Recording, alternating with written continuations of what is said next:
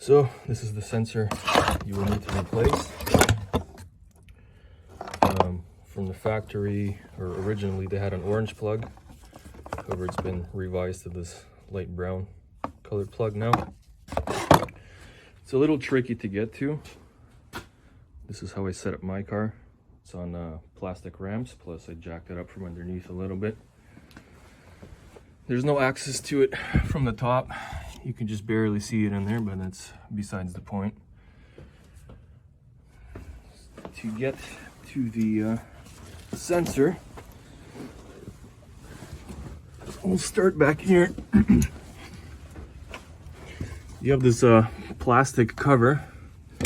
It's held in by plastic 10mm nuts. I undid this one here. There's another one over there, and then another one sort of here, and another one over there. That will allow you to lower it and expose the plug. So this is what I meant when I said originally it was a orange plug. However, now it's been replaced by a sensor that has a brown plug. That's where the wiring leads to. And then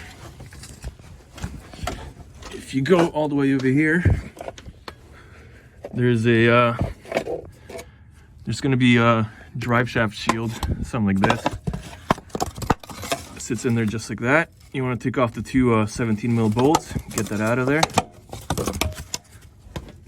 A lot of dust and shit falling on your face. Just get this light in there and show you guys. A little hard to see, but you can see this is sensor number 3 over here. And then finally, this is sensor number 4. This is the one you will have to replace. It is pretty tricky to get in here. You might wanna, if your car is older, you might wanna spray this with penetrating oil or something like that overnight, maybe a couple of days, let it soak, because if it's rusted and you strip it, you're screwed. So after that, it's just a long process of trying to squeeze your wrench in here and turning it slowly. Sorry, I know it's kind of hard to see, but it's not exactly a very spacious situation here. I've been turning this for about 2 minutes now.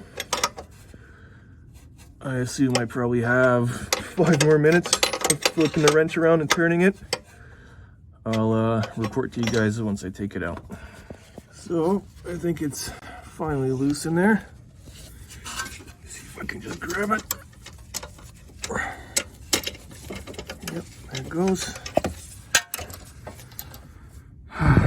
There it is. That's what it looks like. Now the wiring is going to be clipped in all sorts of ways to these heat shields and whatnot.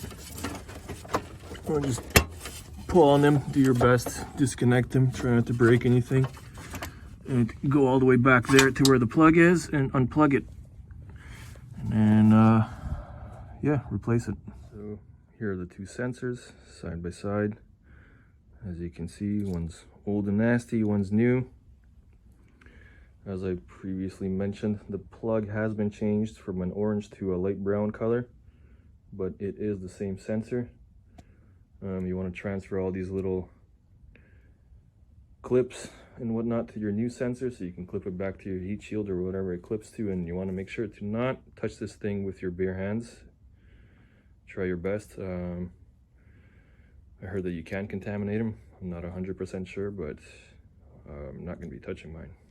Installing is opposite of removing, obviously. I did put some anti-seize on the threads just in case I ever have to take it out again. Yeah, screw it in same way you removed it. Run the wire back to the plug over there, attach it to whatever heat shield or clips you can find, and close up the pan, and you're done.